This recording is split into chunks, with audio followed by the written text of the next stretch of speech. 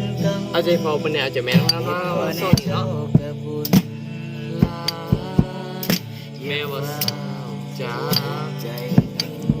แค่มาทักทายคุณเป็นแค่แฟนเก่านี่พอได้เจ้าเป็นผู้ลายอย่าเฝ้าจากนี้ไปให้ไอ้ถามก่อนเหตุงานยังพักอยู่สายเห็นจึงได้สบายดีโอ้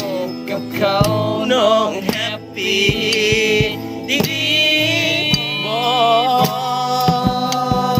กินเหล้าแน่เด้อคำแพงจอยลงแห้งเหลือแต่พอ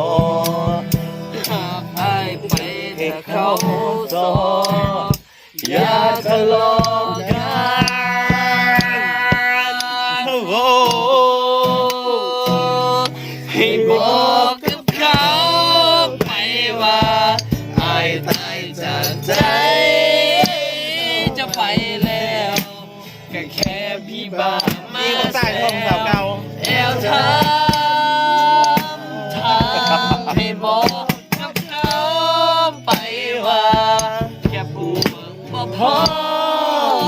มาขอตังค์เขาสงสัยยังเกี่ยวกับอายแค่เป็นเก่าได้อมไว้เจ้ากับบุญแม่ว่าสายตาไปแม่มันเป็นผีบ้า